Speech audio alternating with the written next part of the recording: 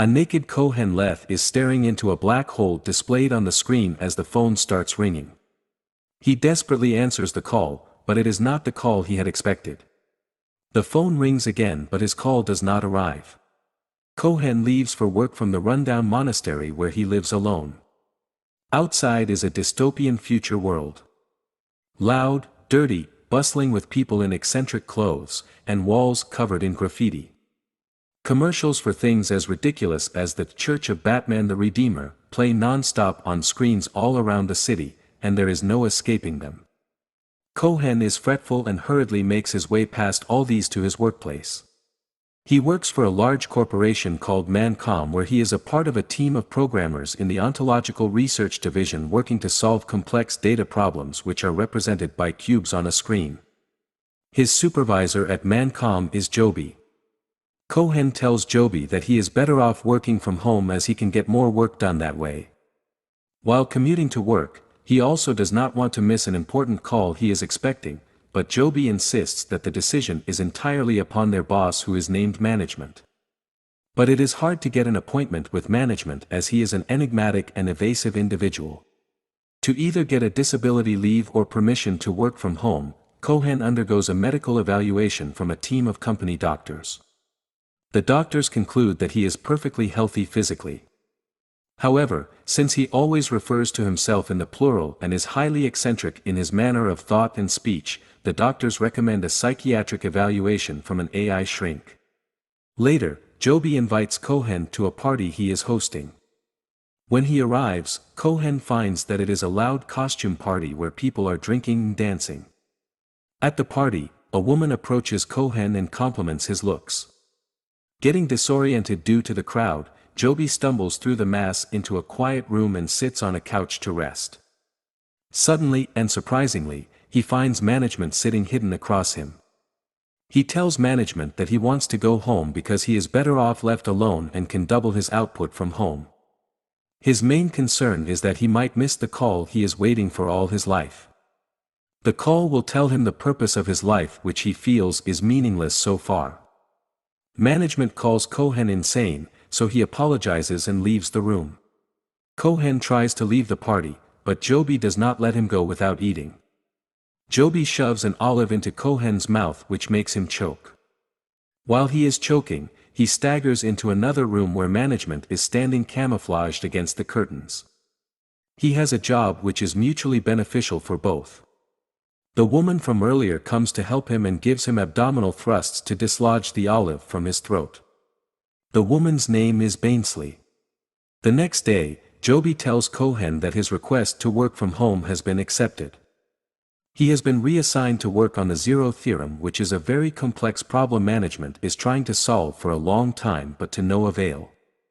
Joby shows Kohen the center of management's operation, the AI supercomputer and neural network where all the entities which programmers are solving are being fed.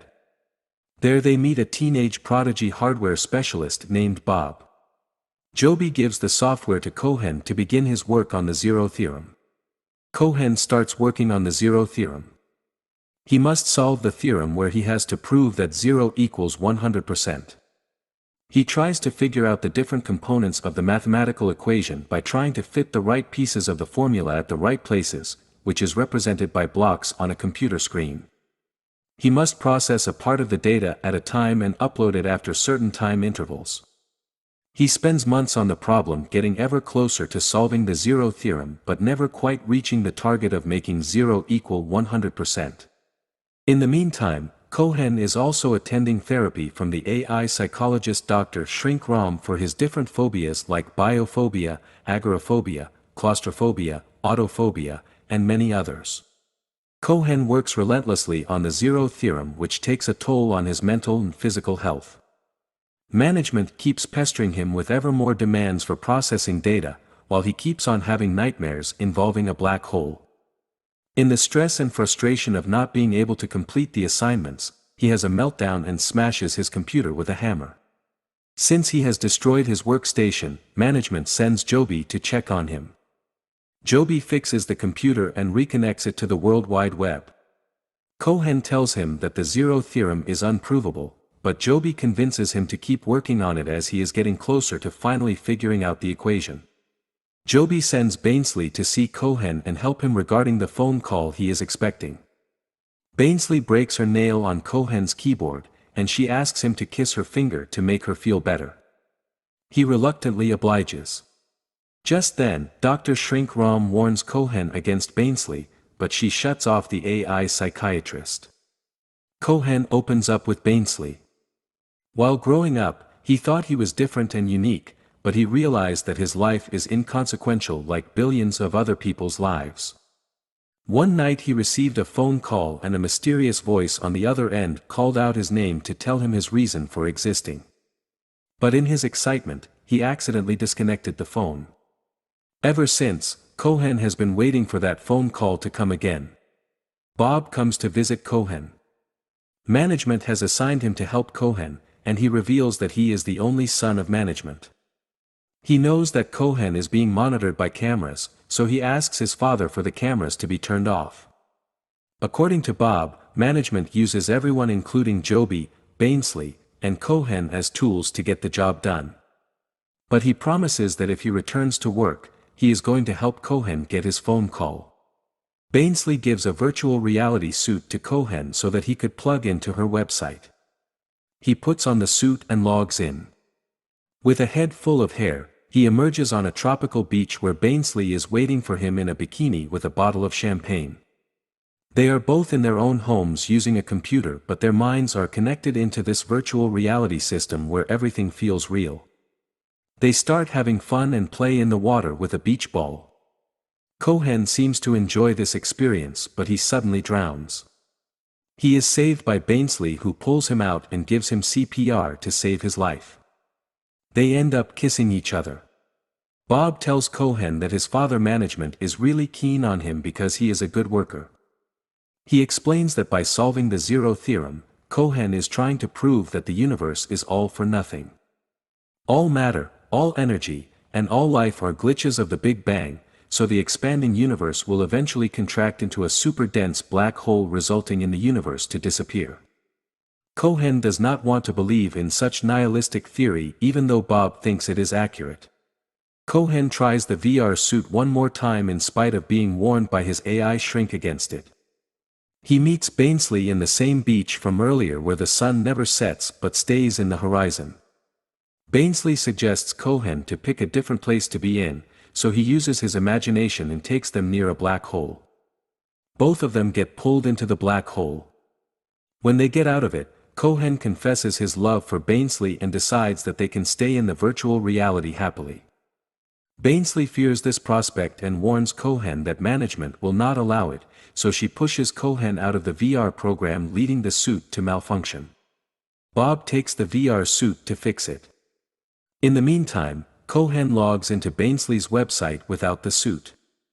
He discovers that Bainsley works as a webcam stripper, so he quickly turns off the computer. When he attempts to revisit the site, he finds that his access has been blocked.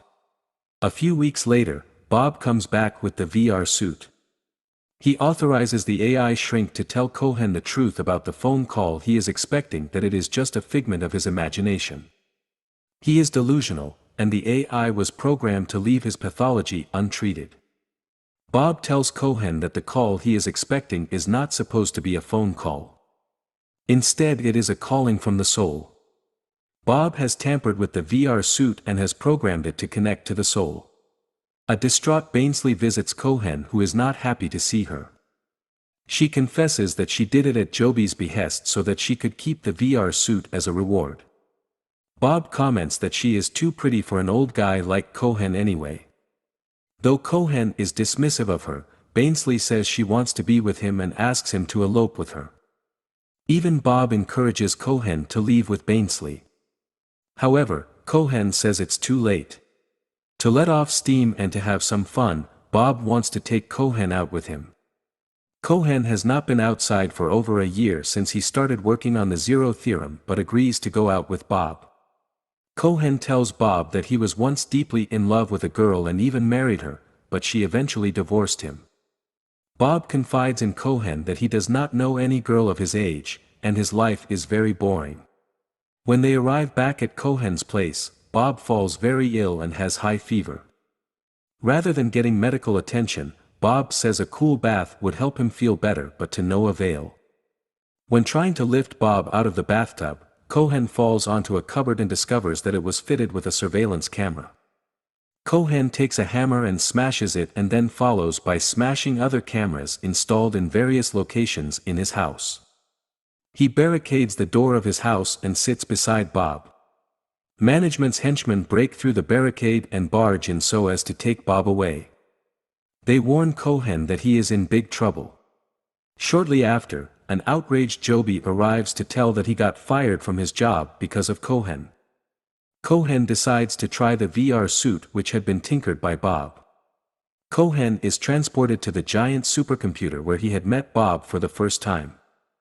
Management informs him that Bob has been hospitalized and only a miracle could save him. Cohen wonders whether he is really there or he is inside a VR program, to which management answers that it does not matter as Cohen is part of the neural net now. Management says that nothing really matters as everything started with nothing and is going to end with nothing. But he needs to prove the zero theorem anyway because he wants to make money by trying to bring a semblance of order to the state of disorder the universe is in. It is chaos that will help him make money by exploiting people's need for order in their lives. Management chose Cohen for this project because, unlike most people, Cohen is a man of faith and wanted to live a meaningful life. But in the wait of the phone call that will give Cohen a meaning of his existence, Cohen led a meaningless life.